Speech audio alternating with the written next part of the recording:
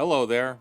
I'm the real-life fake wizard. July 31st, 2026 saw the release of Spider-Man Brand New Day, and throughout the film, Sadie Sink's Jean Grey character throws people off of rooftops, walks a man into oncoming traffic, hijacks people's minds and bodies as if they're rental cars, and uses Zendaya's MJ as a puppet so she can torture Peter Parker in the most personal way that she could invent, which resolves with throwing Zendaya off a rooftop too. Now, the cost for all of this is that Jean is trying to find her sister. That's the justification. Her sister was taken by a government agency after being caught mind-jacking people to do things against their will, of which, we're told earlier in the film, is a nightmarish experience for the hijacked person who loses complete control of their mind and body and can't remember anything upon waking up, but they do know that they lost control for that duration of time. So, this is a form of torture. Jean and Sarah Gray are essentially torturing people. The culture surrounding this movie, when faced with the fact that Jean Grey has tortured, crippled, and attempted to murder people throughout the film, has been met online with attempted justification from some, but more so, that Jean isn't actually good or evil. This iteration is morally gray. She's a morally gray character, and perhaps this version of the X-Men, the upcoming X-Men I mean, will be morally gray too. The problem is that she isn't. Jean Grey here is not morally gray. This depiction is just plain evil, but Hollywood doesn't see the difference, either by choice or because it helps further their belief system to the masses, that there is no more good, there is no more evil, there is just morally gray. A sticky subcenter where everything is actually based on the desires and feelings of the individual in each moment, rooted in a desire for oneself. And if everyone is morally gray, if we as human beings are all morally gray creatures, then choosing to do the right things by ourselves and each other, well, no longer has any meaning. Sitting on the fence seems like wisdom, because why live any other way, right? There is no meaning on either side if we're all morally gray, except what's very funny about that, and for fence sitters, is that sitting on the fence is a choice, but the choice of supposed neutrality is not wisdom. It's worse. Okay, so if this was just one messy Spider-Man plot, we could shrug it off and go home, right? It wouldn't matter as much because it would just be a one-time thing, but this has been going on for many years now. If we look at something like A Song of Ice and Fire, George R.R. Martin's writing style is one of moral grayness, that people are not all good and not all evil. That translated to the Game of Thrones show, which captured the attention of the entire West. But you know something interesting about the show? If you look at the ending, and I'm kind of just realizing now as I'm making this video, many of the aspects that were hated about the Game of Thrones ending was rooted in a pursuit of moral grayness. For years, audiences watched Jaime Lannister pursue a kind of redemption. Those audiences grew to like Jaime as a character because they wanted to see him become a hero. They wanted to see him choose goodness after having done so much bad, and also questionable. He did a lot of questionable. All of that is undermined when the showrunners decided to have him return to Cersei, knowing he will die a less than heroic death. For those audiences excited for heroic redemption, they felt as though they were robbed. And they were. All in the name of subversion. Daenerys, too. I mean, personally, I saw it coming in season 1. I did not think she was going to be good in the end, but her shift to being bad is so rushed in those final moments. Are there hints that she could be a tyrant like her father? Of course there are, but they are only just hints meant to develop her as someone who is capable of overcoming the temptations of tyranny found in her lineage. Remember here, this is Game of Thrones. There are fans of the show who are rooting for Daenerys that name their children after the character. People got tattoos of these characters. Many viewers were rooting for Daenerys to be good in the end, even if she didn't get the throne. Having her swap into a tyrant in the final moments of the series, sure, could be choked up to bad writing without enough setup. We can have that debate separately, yes, but contextually, the tyrant swap thrives inside moral grayness. If she's morally gray, then she has an excuse. She's just serving her desires in that moment, and perhaps she's not all bad, right?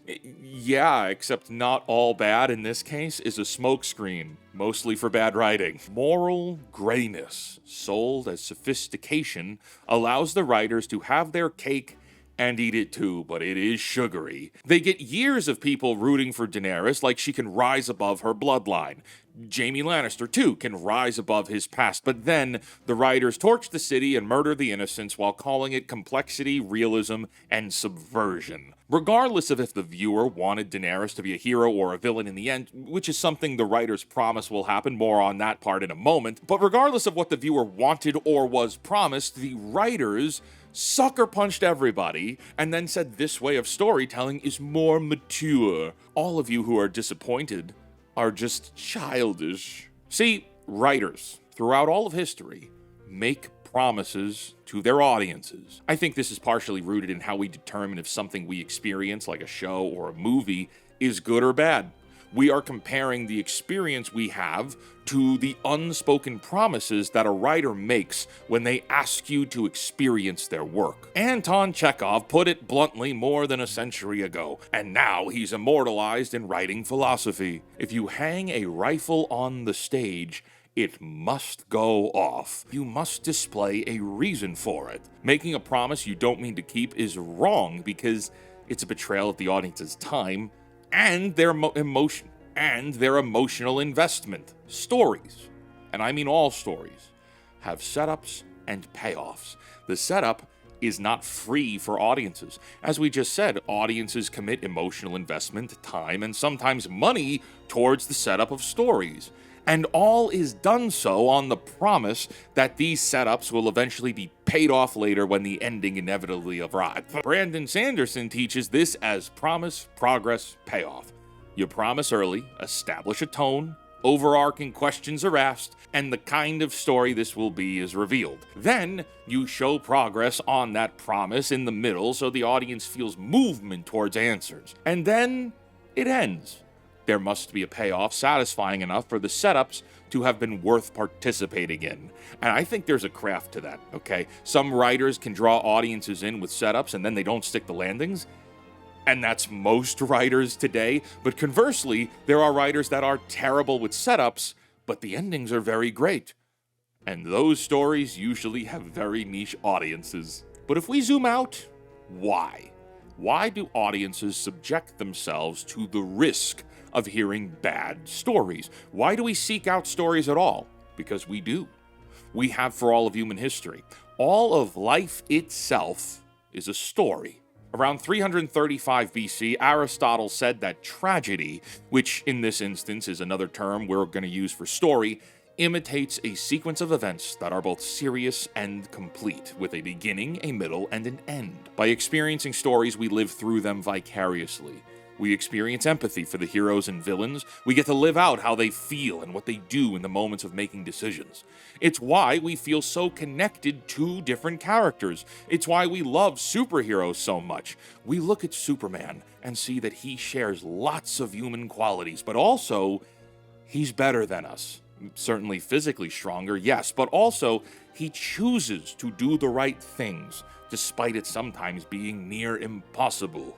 That's courage in the face of dangerous odds, and by seeing Superman overcome, or at least challenge those odds, we ourselves find that we may never be as strong as Superman, but we may, at least, try to do the right thing ourselves when things are challenging in our own lives. Characters in stories, and not just superheroes here, we look to learn from. When you see Frodo carrying the ring up Mount Doom and failing and collapsing, we see Sam pick him up and carry his friend up the mountain to complete his quest. We watch this, we read this, and in your lives, you may be in an instance where your journey puts you in the shoes of Frodo, facing an impossible quest. Or perhaps you're Sam, and you have to choose to be the one to lift your friends up so they can do what must be done. The point being is, it doesn't matter if you are actually carrying your friend up Mount Doom itself, or if you're passing them a chalupa because you went to Taco Bell. Human beings experience stories as if they're repetitions on the brain. How we live and how we behave, what we believe in, how we interact with the world and perceive existence is defined in stories. And through most of human history, stories are there to express human emotion, but they are also there to discuss, and sometimes even debate, human existence itself. All we are stories. The experience of your life from the moment your memory kicked on to this very moment listening to me speak has been the story of your life. And you've let that story and those experiences define who you are and how you act. Through that, you've learned right from wrong, which means you've also experienced right from wrong with others. You know what doing wrong looks like, and if you know what doing wrong looks like, and you care, and you should, then you are less inclined to do wrong. Well, we brought up the Lord of the Rings before. Let's take a look at Sauron. You see that Sauron, while being some kind of otherworldly being, still inhabits human qualities. And did you know that his selfish idealism actually started as a desire to put the world in order? Yeah, that's something you might miss if you only watch the Peter Jackson films. According to Professor Tolkien in 1956, Sauron began on the level of wanting to order the world according to his own wisdom. And at first he considered the well-being of other people, but then pride kicked in, and a lust to dominate followed. Eventually he wanted to be a god king. He wanted everyone else to worship him, and if he won, every rational creature in Middle-earth would have been required to treat him like a god. Well, that's not morally gray, now is it? Because what we're talking about is malice. And even though this is a fantasy story, those motivations of power and control are very real emotions. History will show you that human beings are capable of doing terrible, awful things in the name of achieving power and dominance over others. The first children in the Bible are Cain and Abel, a brother killing a brother out of jealousy. And if these aspects of humanity are real, which they are, if malevolence is real, which it is, and not just a child's fantasy as Hollywood would have you believe, then the morally gray argument that we all exist inside this sticky, there is no good, there is no evil reality cannot exist. You cannot say that evil does not exist in a world overwhelmed by acts of evil. Malice is not a vibe. It's not being in a bad mood that one time. Do you know that statistically speaking here, people who suffer from post-traumatic stress disorder over long periods of time don't necessarily suffer just because they were hurt. A considerable statistic of people with PTSD suffer the longest because they encountered someone who wanted to hurt them. People can go through all sorts of horrible things and not be traumatized. You know, there's terrible illnesses, death in the families, accidents every single day. But you wait until you tangle with someone who is malevolent, and you will not be the same person on the other side, assuming you manage to put yourself back together at all. Moral grayness, as a belief system that is peddled to the masses today, is itself a fog. It's a smokescreen, meant to make you less vigilant and less inclined to handle the malevolent when it rolls around. The people preaching that there is no good and there is no evil are the people capable of conducting the most evil. Because if you yourself don't believe in good or evil or right from wrong, then it doesn't matter what you do to other people. It doesn't matter that you only care about oneself, because everyone else is only out for themselves. Why shouldn't you be? That other person is capable of taking advantage of you. You might as well take advantage of them before they get the drop on you. It doesn't matter that Jean Grey threw an old man in front of a car or sexually assaulted both Peter Parker and Michelle Jones. She was lashing out because the government took her sister, you guys. Don't you see? The ends justify the means. We're all Machiavellian in this morally gray society. Many of those people she hurt may never walk again, but all of that is okay because she used her plot device magic to make sure Peter Parker survived getting shot with a .50 caliber bullet. All is forgiven, I think. Now, this whole thing, again, is less about this one instance with Spider-Man. But these writers and Hollywood at large want you to believe that all should be forgiven for Jean Grey and characters who commit atrocities like Jean Grey. They try to justify it and reduce it down as if it was okay, and maybe, see, this is a good one, maybe you would commit the same atrocities if put in a similar position. Well, that takes us back to what we discussed with Aristotle and the purpose of storytelling. We as humans seek out stories to experience empathy and catharsis while also learning how to handle our own challenges by seeing how characters in stories wrestle with their challenges. Stories are repetitions on the brain. I mean, think about it this way. Why do we read biographies? Well, it's normally to see how people throughout history have overcome challenges. Biographies are boring if there are no challenges to overcome. Any story is. Well, then I would ask you, what happens to a generation of people who are raised on a belief system that the world is morally gray and that there is no good and there is no evil? You see, because the Jean Grey thing, or the ends justify the means, the Machiavellianism of modern-day storytelling, it's not for you and it's not for me. We know better already. We were raised in the last great era of human expression. We had amazing movies. We had great stories. We had video games that brought out the best in us, I would say. But there is none of that being made today. It's not about you. Spider-Man isn't for you anymore. Brand New Day wasn't for you.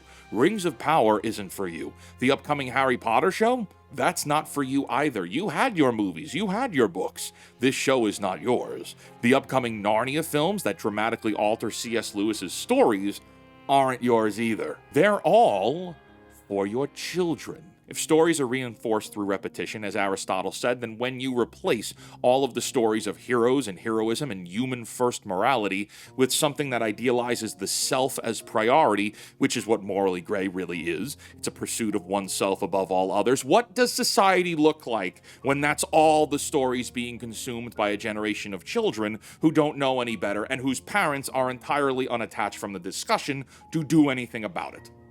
If you feed children Machiavellianism, you raise Machiavellians. But you know, there's a really good test for this, because despite people doing good or bad things, there is a binary in your head for it. You know when things are wrong. You know when things are right. You have a conscience. And sure, maybe a conscience is developed over your life experience, or maybe there are cultural aspects to it, or maybe it's God-given, whatever the case may be. But you know what it looks like to hurt someone, and you know it's a bad thing to do. You know that it's better for you to get more sleep instead of staying up and doom scrolling, right? You know that you need to leave early to get to work on time. You know what it's like to lie. And maybe those lies hurt someone. Well, now you'll have to carry that, right? If you're not a narcissistic psychopath like these Hollywood writers all are, you might feel guilt about doing bad things. Perhaps you might even feel some shame. You know, most people view shame as dishonorable. Like personally, they view shame as a dishonorable thing. But actually, if you feel shame, that's you holding yourself accountable for your own actions. It is actually very honorable to feel shame for any transgressions you might have made. When you make mistakes, you face them. You don't sweep them away and make excuses. But when the world is morally gray and everyone is the same kind of nothing, then there is no reason to overcome one's flaws. There's no reason to be better because no one else ever will be. And if there's no reason to be better, then there's no reason to be accountable. And you could walk through life living as narcissistically and deceitfully as you would like. You know, working on this video, there's been this reoccurring parable that's stuck with me as I've been working on this video. Because when you perceive morally gray as an idea, it's that there is this middle, like a sticky middle that neutralizes good and evil. Well, this parable is that there's this story about a man.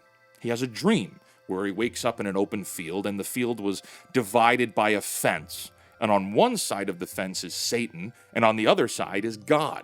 And Satan looks at him and says, "Which one do you want? You want God or you want me? You come over here, I'll give you all you want. You could have everything, but if you go with God, you don't get anything that's over here." And so this guy is contemplating. He's like, "Yo, Jesus, I see you there, and you're good and all, but like, I see some stuff over here that I want too." So the man laughs at both of them and climbs up and sits on the fence. He says, "I don't need to choose either of you. I can be on both sides of you at the same time." And as he's laughing and scoffing at Satan and God, it goes black. And out of the darkness, Satan appears and grabs him by the wrist. The man goes, No, I didn't choose you. I sat on the fence. I got a little bit of Jesus. I got a little bit of you." At which point Satan smirks and says, "The fence belongs to me." I don't think you necessarily need to be a Christian for that to resonate with you, although it definitely will if you are. While we like to imagine that superhero movies and fantasy stories of galaxies far, far away don't mean anything, they tell you that they're all just children's stories. And all of that is a lie. Stories are the heart of the human experience, and the Hollywood writers, Hollywood at large, the powers that be, are not after any one character. They're not changing individual heroes. They are, but they're not really. They're coming after storytelling as a form of human expression. And it's going to take a lot more than just a guy in a silly wizard outfit to do anything about it. Until next time, my friends, create, innovate, inspire, cancel Disney Plus, and be vigilant.